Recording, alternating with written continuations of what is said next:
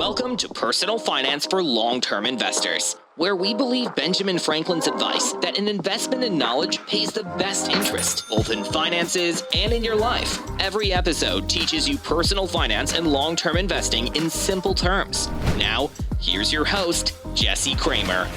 Welcome to Personal Finance for Long-Term Investors, episode 127. My name is Jesse Kramer. By day, I work at a fiduciary wealth management firm helping clients nationwide. You can learn more at bestinterest.blog/work. The link is in the show notes. And by night, I write the Best Interest blog and I host this podcast. I also put out a weekly email newsletter, which as of now just crossed 4,000 active weekly readers did the newsletter. And all those projects, the blog, the podcast, and the newsletter, help busy professionals and help retirees avoid financial mistakes and grow their wealth by simplifying their investing, their taxes, and their retirement planning. And today, I'm going to focus this episode on the act of retirement itself, in part today helped by the author of the book, Retire Today, and that author is Jeremy Keil. But first, we'll do a quick review of the week. This one comes from CJ from NorCal, Northern California. CJ says, must read for financial education. Maybe CJ means must listen, but you know what? I write a blog too. So anyway, CJ says, Jesse Kramer talks personal finance in an easy to understand, entertaining, and empathetic way that will get you thinking the right way about your money choices. From the teenager to the retiree, this should be near the top of everyone's podcast library. Well, thank you, CJ, very much, and I would be happy to send you a Super Soft Podcast t-shirt. Simply email me, jesse@bestinterest.blog, and we will get you hooked up with that. And before Jeremy Keil joins us today to dive into some of his favorite retirement topics, I have a little monologue where I'm going to dive into some of my recent little corners of the retirement planning world that I've been diving into. And the first one is from an article I recently wrote, and the article is called About That Free Steak Dinner. And we will include a link in the show notes. It was inspired by a reader named C, and the short version of C's story is that she went to a lovely free dinner sponsored by a financial investment company who would like to take her traditional IRA and convert it to a Roth IRA via something called a fixed indexed annuity. They would pay C a 17% bonus on her roughly $600,000 in traditional IRA and SEP IRA and 401k.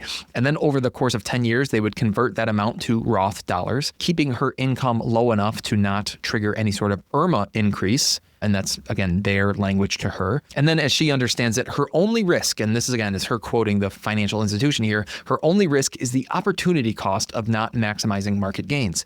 And so C thanked me in advance for any insights she was willing to provide. Well, when I read what she had outlined, my radar detector rapidly kind of whirred to life, and I was getting ready to sound a loud red alert like they do on Star Trek: The Next Generation. Red alert.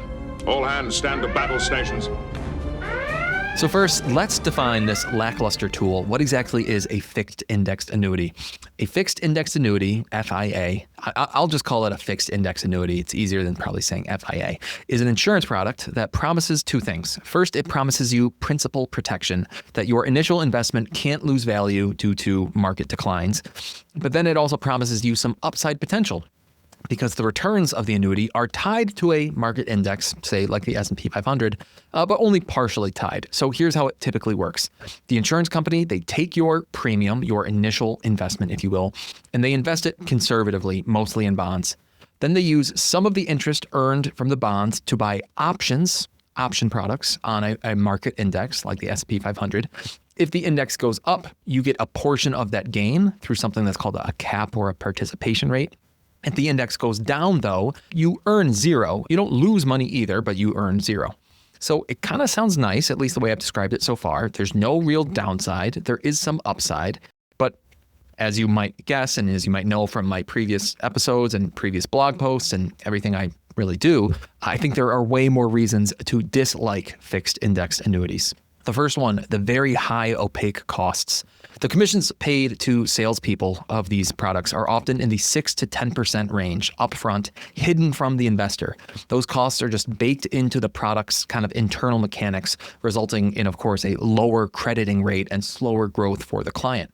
So for this fixed index annuity that the original reader C was considering, the $600,000 in principal that she would have put into the product up front probably would have resulted in a $35,000 to $60,000 commission for the salesperson.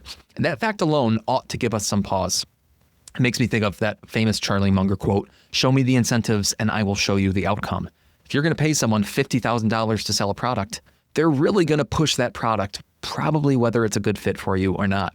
The second reason to dislike these products is just the complexity and the confusion. I think the jargon behind annuities is complicated, right? I've already used some of these words: cap rates, participation rates, spreads, reset periods, surrender charges. And here's a quote from the annuity industry itself. One reason annuities can be confusing is that the language used is often complex and technical. The Alliance for Lifetime Income, that's an industry organization, learned that the current jargon makes most consumers feel confused and disengaged. In response, the Alliance for Lifetime Income created a plain language annuities language glossary to help you better understand the beneficial retirement income option. In other words, everybody's confused by the language, including many professionals. The numbers and then the way those numbers interact, it's usually much more complicated than the jargon, and that's a problem too. Every annuity uses its own verbiage in unique ways and then combines confusing semantics with actuarial math. It's nearly impossible for a layperson to fully understand what they're getting. It's often impossible for financial professionals to understand what some other person's annuity was. I think that complexity, it hides the fees and it hides the limits, the upper limits of what these products can do. I've had to work with people looking to unwind these annuities, and I just simply detest how complex they are. I'd like to think that I can understand complex things, and even I oftentimes struggle unless I really, really, really dive into the details to understand what is going on under the hood of these products. My third reason for disliking them: limited upside. The fact that a fixed index annuity is market linked is a misleading promise. If the market grows by 15% and your fixed index annuity has a 6% cap, well, you only see 6% of the 15% growth. Now, they're sold as market linked to make you think you're getting a real shake at the market growth, but over time, these products really lag behind market growth by a significant margin. The fourth reason to dislike them: liquidity traps. Most of them lock up your money for 7 to 10 years before you can annuitize them and start to live off of an income stream. And if you want out early, you'll face some sort of heavy surrender penalty in addition to that 6 to 10% commission you paid up front. This inflexibility it runs counter to sound, investor-centered financial planning. Fifth, I already referred to this one, the misaligned incentives. Annuities are often sold, not bought, nor advised. And because of those big commissions, many non-fiduciary salespeople pitch them aggressively to retirees seeking safety, sometimes overstating the returns of the product or understating the downsides. So, one thing I haven't even talked about yet, and now we're going to pivot back to C's specific question. What about that whole annuity plus Roth conversion thing she was mentioning? If you recall, she said she was sold the idea of a fixed indexed annuity in particular for using it as a vehicle for a Roth conversion. And there was some other sales language in there too, which I'll address first. She was promised a 17% bonus. The bonus isn't free money. It's not even real money. It sounds amazing, of course, but that's the headline they use to hook people. A real 17% bonus would result in actual money sitting somewhere in an account. But this bonus that is often tied to annuity products, it is not a cash bonus. It's a contract value credit that only applies to income calculations after the 10-year holding period, not to the actual account value that you could walk away with today. That 17% bonus is therefore offset by lower caps on your returns over the next 10 years, right? Your index growth gets throttled down. It's offset by longer surrender periods, like the 10 plus year surrender periods that are very common, or it's offset by reduced liquidity, right? You can't easily access your money without penalties. Over this long 7, 8, 10-year period, you've got really high annual fees going on at the same time too. That 17% bonus pretty quickly gets eaten away. And like I said, besides, it's not a lump sum bonus. It's a crediting bonus on the income that you'll collect a decade from now. My second issue, that the 10-year Roth conversion plan certainly sounds smart, but it's also structured to benefit the annuity company, not the client, not the investor. A gradual Roth conversion over time certainly can be a smart thing to do by spreading your tax payments out over time to avoid jumping into higher tax brackets, or sure, to avoid triggering IRMA.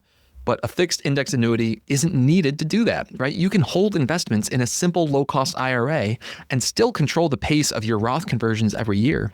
They don't care about the Roth conversion.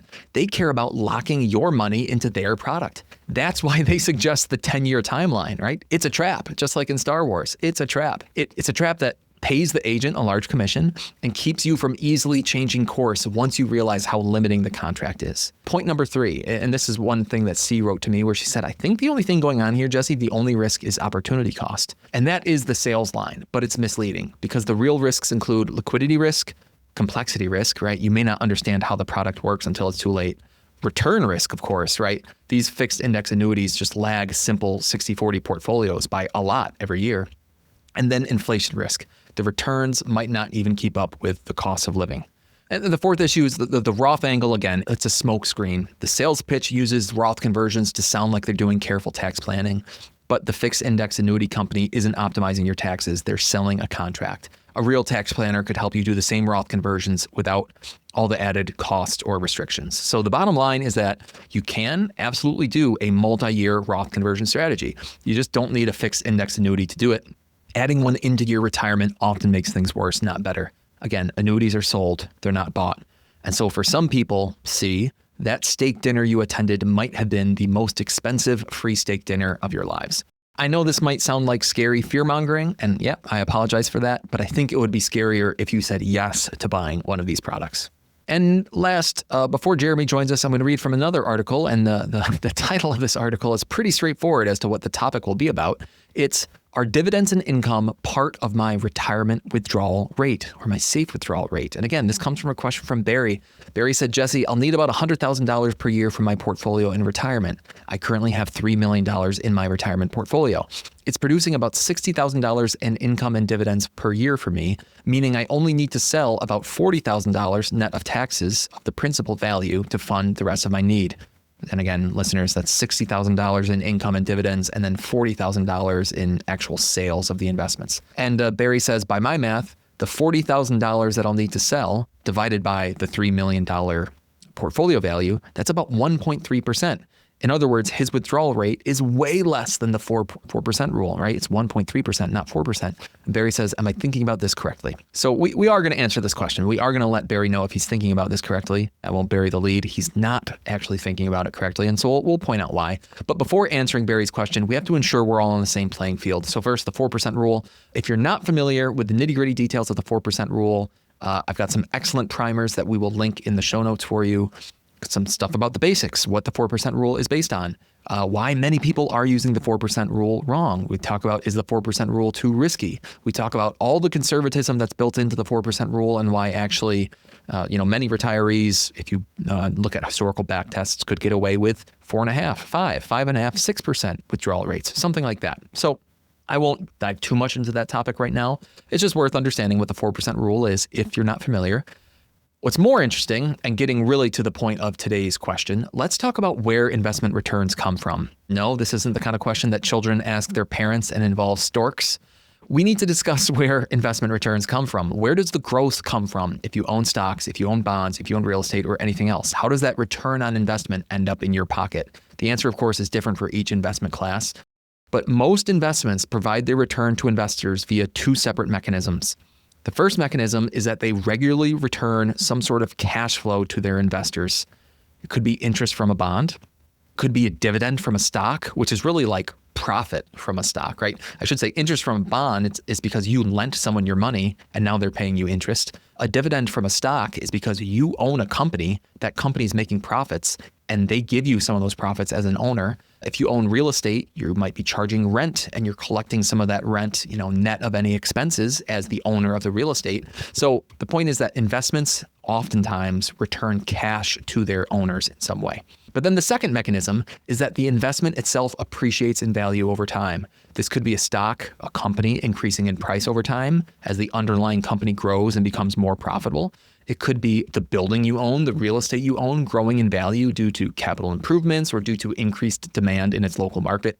In the bond world, it could just be a bond value going up because global interest rates decrease. And now all of a sudden, your bond, which is paying a higher interest rate, becomes more valuable to investors. So for a typical retirement portfolio growth equals dividends plus interest plus capital appreciation. So dividends and interest are kind of one thing. That's the cash flow back to you. And then capital appreciation is the second thing. It's the value of your assets actually going up over time. So when someone says, a 60-40 portfolio grows at 9% per year on average, what they're actually saying is that 9% equals average dividends plus average interest plus average capital appreciation over time. So getting back to Barry's question, do dividends and income count toward that 4% rule, the 4% annual withdrawal rate, or whatever rule you want to use, 4%, 5%, 6%? The answer is yes. If dividends and income are leaving your portfolio, they are part of your withdrawal rate.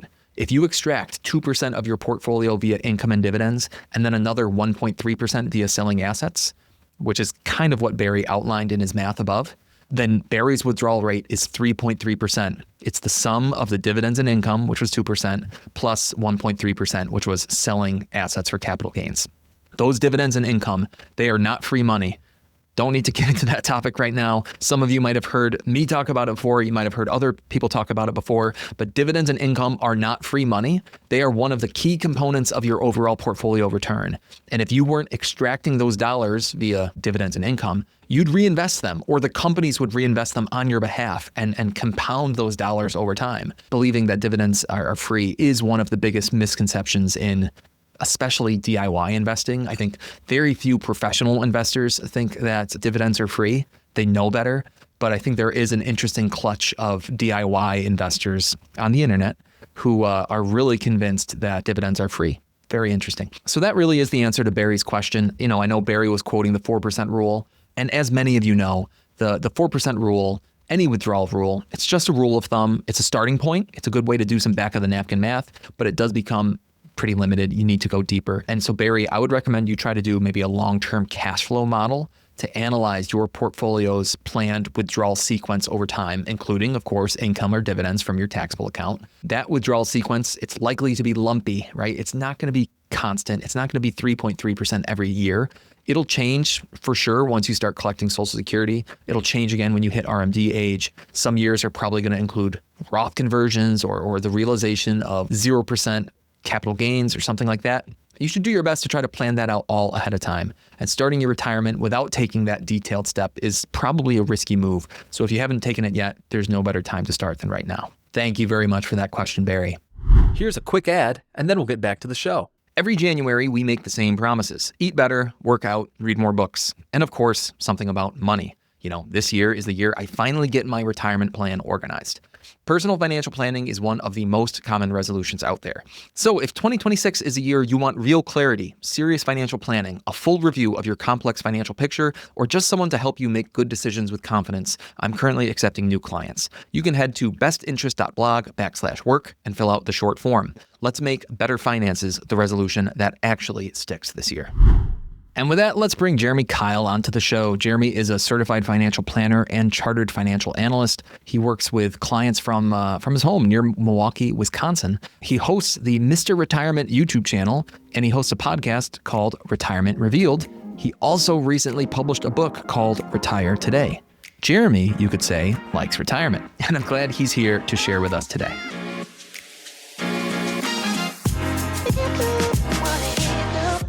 Jeremy, you know, you've built a career around helping people step confidently into their retirement. So when you zoom way out, maybe we can start there. We're zoomed way out. Here's just maybe this is a softball question, or maybe this is actually a hard question. I could see it going both ways. What do you think people misunderstand the most about the retirement decision itself? The biggest misunderstanding with retirement is how long you might actually be in retirement. And there's two parts of that equation. That's why I call it the retirement longevity number. It's not just life expectancy, but how long you might be in retirement. And there's the beginning, there's the end of your retirement. At the beginning, if you ask a 55-year-old, when might you retire, or when you're planning to retire, they'll tell you 65. But if you ask a 65-year-old, when did you retire, they'll tell you 62. Most people retire 3 years earlier on average, which is why I encourage you to be ready to retire 3 years earlier. Right? Whatever number is in your spreadsheet of I'm going to retire at this date, subtract 3. That's your target so that you'll be ready to retire in case you're like the average American who retires early. Or maybe you do the math, you get there and you say, why am I sticking around for 3 years? So that's the beginning part of retirement. But there's a lot of misunderstandings on the end of retirement. Your life expectancy, how long might you expect to retire? It's tough. I can't blame you for getting it wrong, but chances are you're getting your life expectancy wrong. One part of it is when you read the news articles about how long people live, you're going to read 78. 78 is the average life expectancy in America for a newborn child. If you are planning to retire, you're a lot closer to 65 than you are to 0. And you need to plan for your retirement based on being 60 years old, 55 years old, 65 years old, whatever it is. And your life expectancy is a lot closer to 85 than it is to 78. But who cares what the averages are? Go out, get your own personal longevity estimate, a place called longevityillustrator.org, free site. And I'm such a huge fan because you can get your own personalized longevity estimate, and then you're almost there. You're almost there because you need to understand what life expectancy means. It's the median. It's just the halfway point. Half the time you'll die before that. Half the time you'll die after that. You'll live longer than that number. And so you want to get an accurate number, but you also want to consider what happens on both sides of that line. What happens to you and your spouse and your finances if you die before you hit that number? What happens to you, your spouse, your finances if you happen to make it past that number? So get an accurate estimate, but understand what happens on both sides of that. I've got a couple interesting follow-up questions. That was you sparked two really interesting thoughts for me. So the first one, let's go back to the pre-retiree who you said, the average retiree ends up retiring 3 years earlier than what they once predicted they would retire at.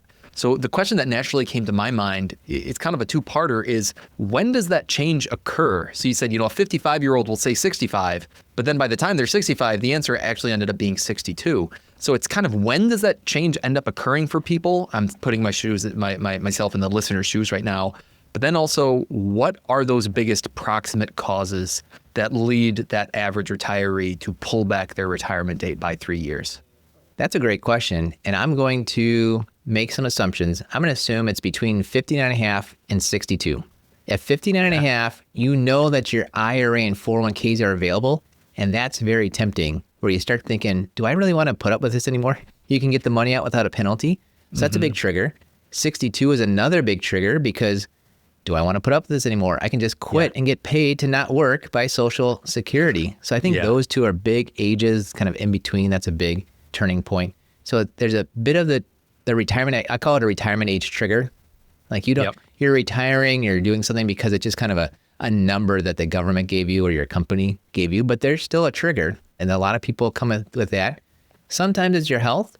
Oftentimes it's your parents' health. If you're 60 years old, your parents are 85 to 90, they start needing your help. Or your grandkids are just born, they're 5 years old, somebody needs to get them to the bus stop, right? There's a lot of triggers that are family related. Everyone kind of thinks, I might have to retire early because of my own health. It's usually somebody else's health, or you're taking care of the grandkids, or you get a new boss that's younger than your son, and you think, I can get Social Security and I don't have to put up with this. That's really interesting. Well, let's pivot then to on the tail side of retirement. You said it was longevityestimator.org. longevityillustrator.org. It's put out by the Society of Actuaries. There's no one more qualified in the world to tell you how long you might live than the Society of Actuaries.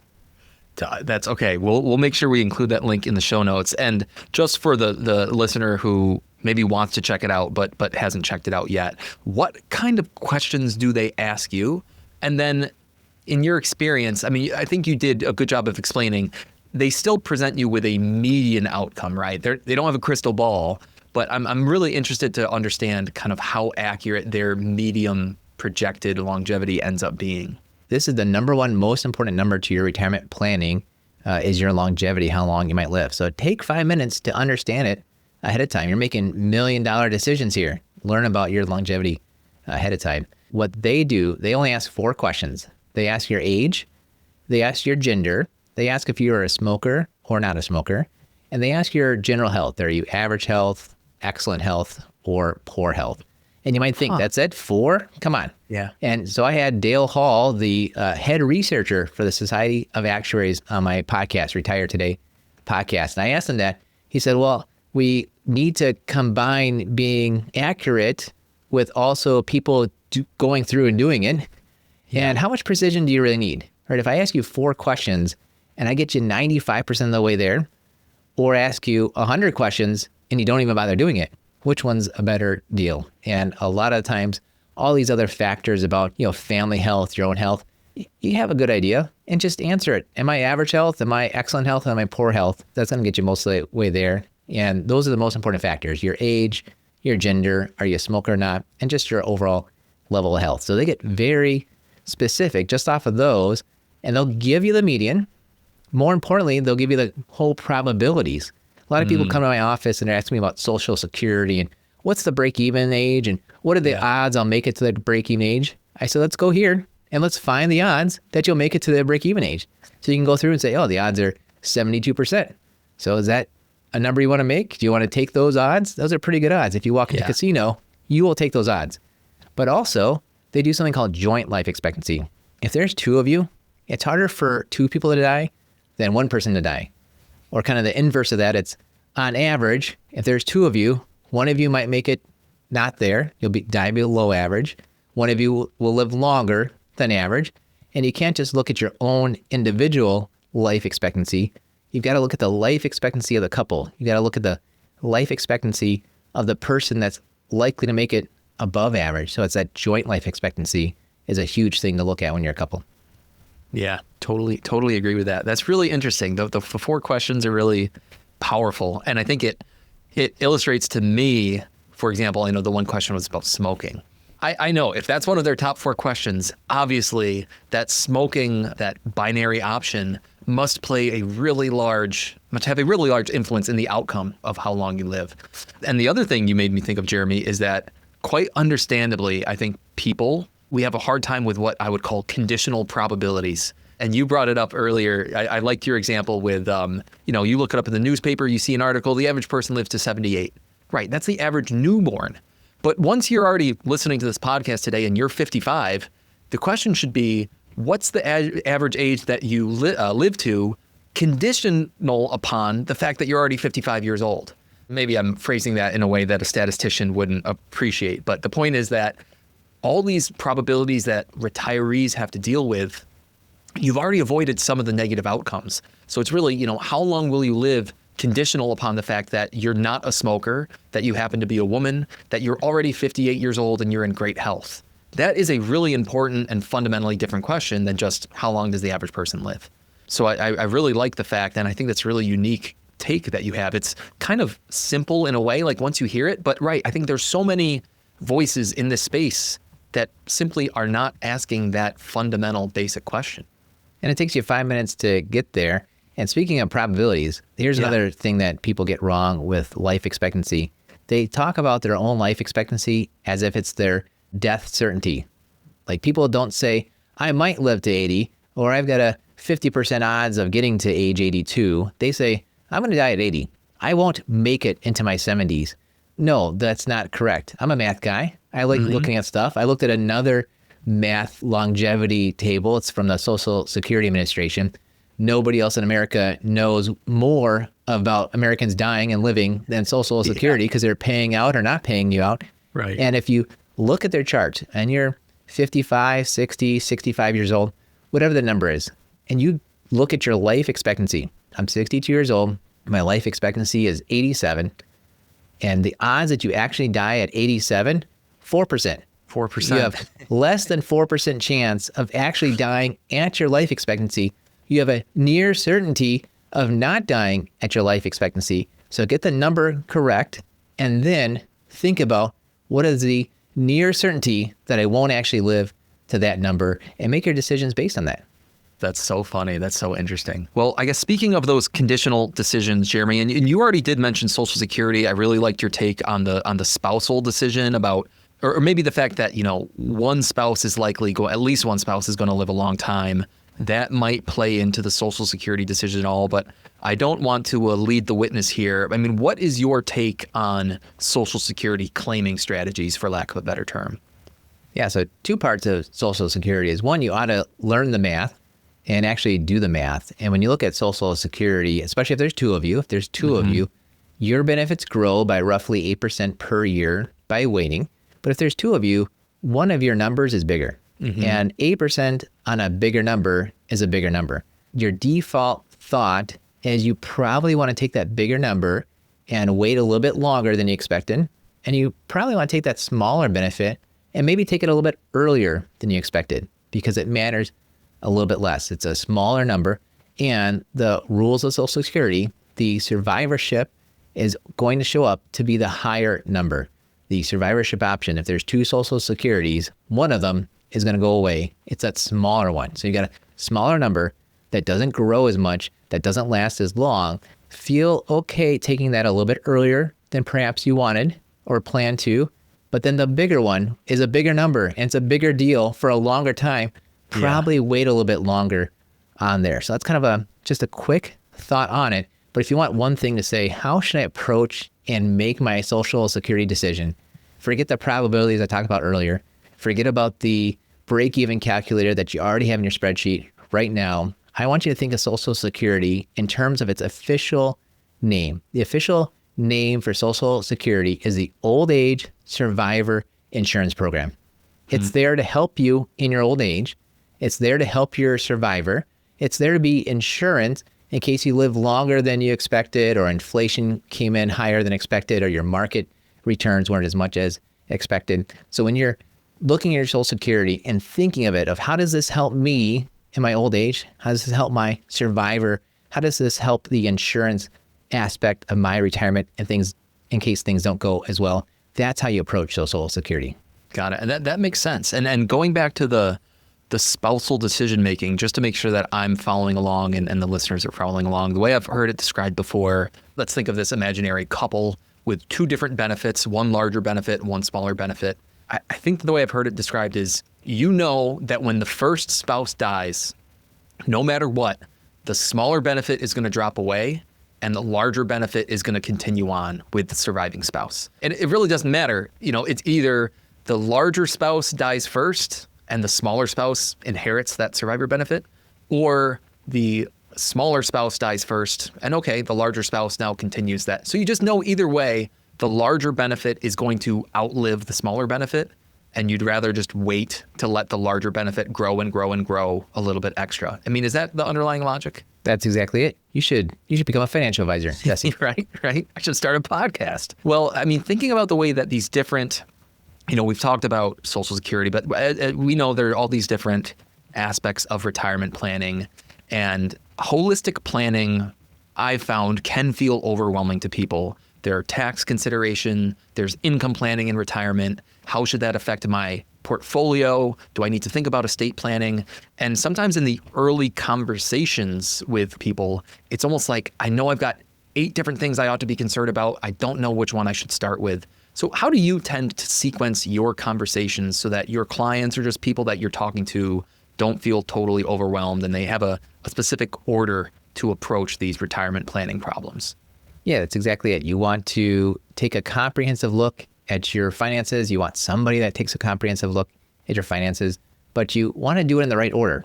It's kind of like you want to make the first decision because it informs the second decision and on down the line. And what you're referencing is the 5 steps I put in my book. I've got my book, Retire Today. I call it Create Your Retirement Master Plan in 5 simple steps. One, because there's 5 steps. It's what I've done for 22 years as a financial advisor to help you create your retirement master plan.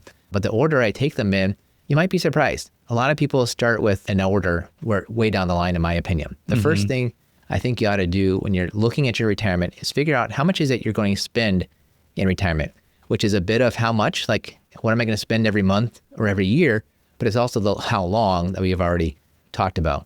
And a lot of people hit retirement and they're almost afraid to do some retirement planning because they feel like I've got to do a budget, and they hate doing budgets. So they just put that off, which means they put off their retirement planning. I tell you, don't do a budget. The only thing you have to do to figure out how much you might spend in retirement is to look at how much you are spending today.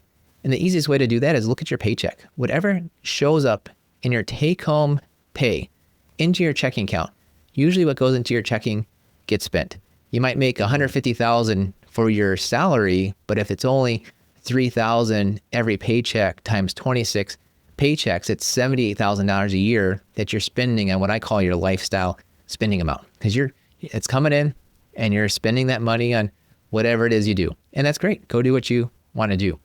What's interesting though about your paycheck is it already took out your tax cost. It already took out your health insurance cost. So that's the next 2 things you put into your budget. You don't have to go out and build a budget from the ground up. Just look at what's my take-home pay? That's my lifestyle spending amount. Then let me put into my planning, what's my likely health insurance cost? What's my likely tax cost?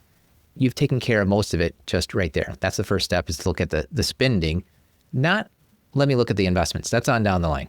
And I suppose, does it matter after that point? Kind of what's next? Now, we don't have to go into every bit of minutia and detail. So we start with spending. I like the fact that your own paycheck kind of back you into a rough outline of what your spending is. But where do conversations go from there? Or is it just a case-by-case basis and it depends on what's going on in the individual circumstances? The next step, step 2, is what is it you make? Just because you stop working doesn't mean you stop making money. You might be making money in retirement from a pension, from real estate, from some annuity that you've already purchased before. And definitely you'll have income from Social Security. A lot of these, especially with the Social Security and the pension, you've got these one-time decisions that affect the rest of your life. Right. So let's take some time here to figure out what is it that I need to do with my decisions to help set me up for the whole lifetime. That's the second step. The third step is I know how much I need.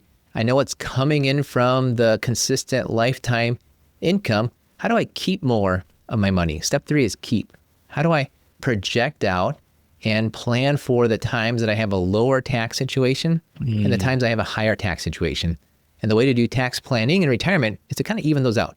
If you see, here's a year down the road where I'm going to have a high tax situation, I want to avoid income showing up that year. But if I have years down the road, often just after retirement and before you turn on Social Security, if I have a projected lower income, lower tax rate situation, you want income to show up at the lower tax rate, usually through Roth conversions. So the step 3 is the tax planning, how to keep more of that. Step 4 is finally to invest your money. Most people think it's step 1. Most people think a financial advisor job is step 1 to go invest your money. You don't know what you're investing for until you figure out the first 3 parts of it. And the biggest thing you want to think of with investing is, when do I need the money? It's not about picking the perfect stock and bond. It's about having the money available when you need it. And if you need the money in the short term, you need short-term money. If you need it available in the long term, you need long-term investments. The thing that's interesting with retirement, why I think it's so scary, is you spent your whole career saying, invest for the long run. It's down the road. And then you got down the road. And now you've got the short term, you got the short run, and you need some short run money, but a lot of times you think that's all you need. No, you still have a long ways away. You need long-term money, you need short-term money, you need the right mix there. That's what you focus on in step 4. And then you get to the 5th step, which is, what is it you leave behind? Some people leave behind their money, some people leave behind their mess. And I'm guessing you'd rather leave behind money to the next generation versus leave behind a mess. So step 5 is looking at, it's a bit of what's the amount you might leave behind, but it's also, what are the things you've done to prepare the next generation, either the documents or the ways that you've set them up, so that you've kind of taken the risks off the table and make sure that things are going to turn out right, even when they don't happen to be all right. Interesting. I like the 5-step process. It's very clean and it's easy to remember. And I think as humans, we're kind of naturally aligned to, we like when things go in order. And hey, 5 is an easy round number to keep track of. Here's a quick ad, and then we'll get back to the show. Did you know my written blog, The Best Interest, was nominated for 2022 Personal Finance Blog of the Year, and it's been highlighted in the Wall Street Journal, Yahoo Finance, and on CNBC? I love writing, especially when that writing is to share financial education, and I usually write 1 or 2 articles per week. You can read them all at bestinterest.blog. Again, the web address is bestinterest.blog. Check it out. I think I heard you, Jeremy. I want to say it was on another podcast, although I'm not at this point, I can't quite remember. But I think I heard you say that tax planning, so it was step 3, it was that keep step, is the place where maybe you said where most retirees leave the most money on the table or something along those lines. So I kind of wanted to zoom in on that one. I mean, whether it's a single mistake that you just see happening over and over again, or whether it's just a lack of knowledge and a series of just, missed opportunities that you see. I mean, what's going on there that makes tax planning so important, but yet also so often overlooked? Yeah, your tax planning is often overlooked because you spent 35 years working, not really having much chance to actually affect your taxes. Right? If you're a W-2 employee, you don't own a business and you're worried about that stuff. But if you're a W-2 employee, you get your W-2, you give it to your tax person, it's kind of too late and you didn't really have too much you can actually do about it. But you hit retirement, you have so much more opportunity to actually affect your taxes. And that's where the power comes in of your tax planning, where you get the choice of when do you take your money out and what type of money do you take out. Right? You could take money out in December or January. It's 2 different tax years. That's 2 different tax situations. Or you've got your brokerage account, your savings account, your traditional account, your Roth account. That's 4 different types of money with 4 different types of tax situations. So when you plan out and look ahead and say, when do I want my money to show up to me? When do I want my money to show up on the tax return? Which account am I going to take money from? You can make positive changes to your tax situation, as in it'll be lower in the long run. That's your projection. And I often see a 20% projected lower tax burden over your whole lifetime. And if you want to depress yourself one day, project out your entire level of taxes you'll pay over your lifetime. You might be sorely surprised. It's probably $1 million. It's a lot of money that you are likely to pay in taxes over your lifetime. And if all it takes is a little bit of planning and kind of forethought to say, oh, I'm going to pay taxes when it's lower, I'm going to avoid taxes when it's higher, and you might get a 20% tax savings, it seems well worth it to me. Definitely. One of my go-to phrases there is that we all have an obligation to pay taxes, or, by law, we all have to pay taxes. But we also all have, a right to not pay any more taxes than we otherwise have to. And that's one of those foundational ideas behind tax planning that really resonates with me. I mean, speaking of, again, tax planning, Roth conversions, just to talk a little more about those, I think sometimes Roth conversions are talked about like they're magic. Oh, and really, I mean, it's pretty nuts and bolts. How would you help someone listening right now simply just figure out if they're a good candidate for a Roth conversion, whether it's today or at some point in their future retirement? I mean, how does someone know if they're a good fit or if actually it's just kind of not going to work out for them? Well, everyone should consider a Roth conversion. And what you do is you project out what your tax situation is going to be like. For me, I have software that projects out every tax return from here until the end of time. I imagine you have software like that as well too. Chances are, if you're a do-it-yourself individual, you don't have access to that tax software, but consider the kind of before and after situations when your taxes are likely to change. Before you're retired and after you're retired, before you turn on Social Security, after you turn on Social Security, before your RMDs, after your RMDs start. And one that's often overlooked is if there's 2 of you while you're married filing joint versus a survivor, a single tax return. So that's 8 before and after, as I just said right there. Take a little bit of time, maybe project out 8 tax returns and say, wait a second, there's some times here where I'm in the 12% tax bracket. There's some times there I'm in the 24% tax bracket. What can I do to try to pay taxes in the 12% lower tax bracket to avoid the taxes in the higher tax bracket? And often the way to do it, probably the best way to do that is to do a Roth conversion, just to intentionally pay taxes on purpose on your traditional IRA by converting it over to the Roth IRA so that that growth now is tax-free and there's no RMD then on the Roth IRA. You're not being forced out to do that. So that's how you look at it ahead. But the biggest mistake people make when it comes to tax planning is just thinking they don't have the control. You do have the control. Take some time, put some pen to paper, get out the spreadsheet, and project out these different times. Find your low tax situations. Try to pay taxes then. Yeah, it totally aligns with my understanding. And because I think the funny situation that I thankfully haven't run into much, Jeremy, but it's come in a couple times from listener emails or reader emails, is people who say, you know what, I haven't really figured out, they might not even know this, that they haven't figured out their long-term kind of tax bracket projections. Yet here they go and they say to themselves, I've heard Roth conversions are good. I happen to be 15 years old or 52 years old. I'm a VP at some big company. I'm making $400,000 a year and I'm doing a whole bunch of Roth conversions. And I sit there and I go, oh no, you're in like the 32 or 35% tax bracket. And odds are, if you're making Roth conversions in that tax bracket, it's probably not ideal for you. And just like you ended on, I mean, the whole point is to identify your lowest future tax years between now and the end of time, and to consider stuffing those years with Roth conversions. People get convinced that Roth conversions are magic and they want the magic, so they don't really think about their tax situation. But I don't know if that resonates at all with you. Yeah, you've got to think about your tax situation because you want to project out, pay the taxes at the lowest time, figure out when it's best to pay the taxes. That 52-year-old example there, if they happen to do a withholding from their traditional account, that's a 10% tax penalty on the withholding because they're below 59.5. So you got to figure out where you're going to pay the taxes from. But a lot of people think of the binary of do I do tax Roth conversions or not? And really the answer is, should I consider it? Yes. Then the answer becomes, well, how much and for how long and when?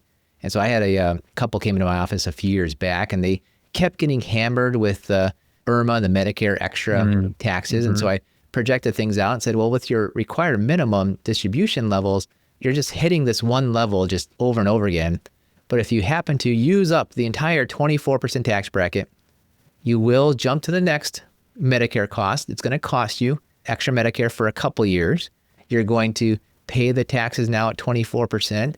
But hey, you're projected to always be in the 24%, which at the time was projected to go up even higher.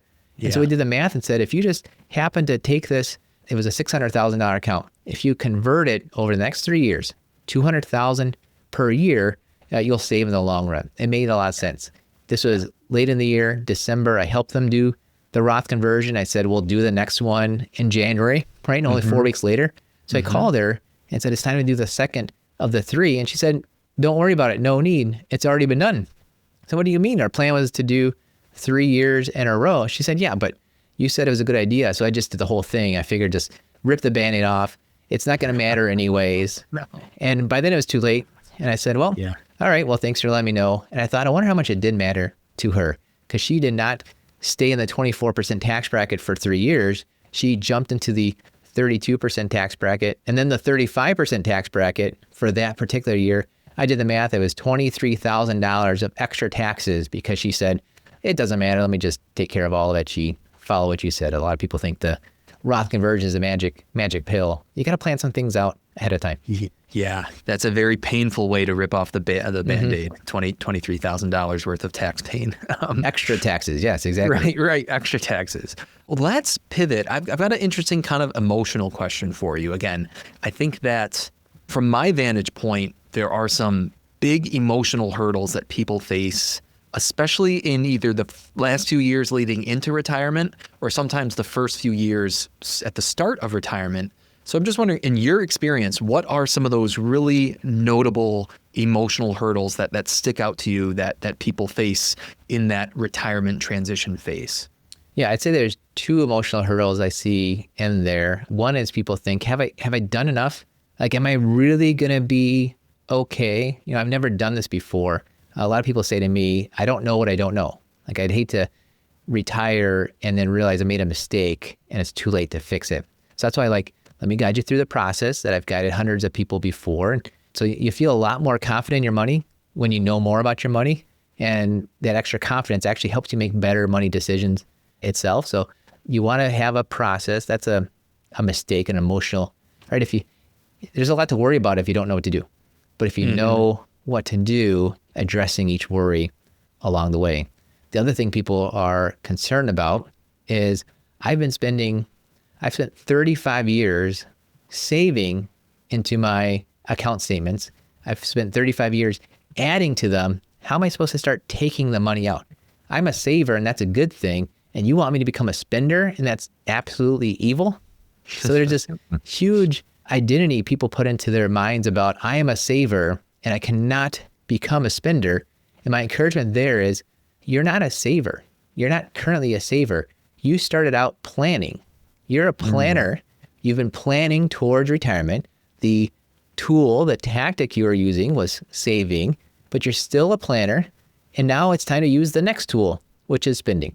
And so if you can think of yourself of I'm a planner, not a spender or a saver, you can continue on saying, I've just always been planning. I'm still planning. It's just I'm using a different tool. But I hear that a lot of I'm a saver. I can't become a spender. And try to disassociate your identity with those 2 words and add back in the word that you've always been. You're a planner. And just because you're taking money out of your accounts, it still means you're a planner. I really like that. It's just a slight pivot to being a planner. I think it resonates with me. You can probably tell by the way I'm stuttering over my words. I would wager that resonates with a lot of people out there too, because it's kind of like two sides of the same coin, right? The saving and the spending are two sides of that planning coin. I'm curious, do you find any sort of issues, I shouldn't say issues, but in your conversations with clients, once people are a year or two or maybe 5 years into retirement, do they ever come back to you and say, boy, retirement isn't really what I thought it would be? And if they do come back to you and say that, I mean, what are the usual reasons why? That is interesting. If in the financial advisor space, in the retirement researching space, that's a big hot topic of you want to retire to something instead of from something, and you want to have a phased retirement, and you want to change your identity from being this worker person to being whoever it is you want to be out there. And I agree with that for a lot of people. I just don't see it. I really don't see it. The people that come to me, they're not doctors and lawyers and business owners. They're people that have worked for the same company, a public company with a pension for 35 years. They've been looking forward to collecting that pension. They've been looking forward to spending the time with their grandkids. They've got this list of things they want to do, and they retire. They love it. And they tell me, I wish I'd done it earlier. And they also say, how did I have any time to do anything when I was working? I'm not working and I'm still busy as ever. So it's this interesting thing. It's like a certain persona that happens to be the persona that a lot of advisors and retirement researchers and academics are in. I don't see that outside of that. That's really interesting. I like that perspective too. And I can admit, I think both my parents are very much in your court, or in the court of maybe your clients, Jeremy, where they both were public school teachers. And I know, especially having some conversations with my dad, he couldn't wait to retire. It's not like he didn't like work, but he knew exactly what he wanted to do with his free time, and he never looked back. And he's just, happy as a pig in slop with what he's spending his time on in retirement. So it really is maybe, to each their own, and there's a spectrum of outcomes there. Jeremy, you've shared so much with us today from kind of your real retirement-focused retirement expertise. And I know you've mentioned podcasting, I think YouTube and your book. Let's talk real quick. If someone wants to follow up, if they want to start consuming your content on a regular basis, maybe they want to order a copy of the book, where can they go to check out the rest of your work? Yeah, you're listening on a podcast now. Go out and check out my podcast, Retire Today, which is also the same name as my book. The book is Retire Today, Create Your Retirement Master Plan in 5 Simple Steps. You can find that anywhere, but you could also go directly to jeremykeil.com, JeremyKeil.com. And if you're a video person, check me out on YouTube. I'm Mr. Retirement on YouTube. So MR Retirement is what you would type in to find me there. That is an awesome screen name, Mr. Retirement. Well, Jeremy Keil, Mr. Retirement, thank you so much for joining us on Personal Finance for Long-Term Investors. Thanks for having me on. Thanks for tuning in to this episode of Personal Finance for Long-Term Investors. If you have a question for Jesse to answer on a future episode, send him an email over at his blog, The Best Interest. His email address is jesse@bestinterest.blog. Again, that's jesse@bestinterest.blog. Did you enjoy the show? Subscribe, rate, and review the podcast wherever you listen. This helps others find the show and invest in knowledge themselves. And we really appreciate it. We'll catch you on the next episode of Personal Finance for Long-Term Investors. Personal Finance for Long-Term Investors is a personal podcast meant for education and entertainment. It should not be taken as financial advice, and it's not prescriptive of your financial situation.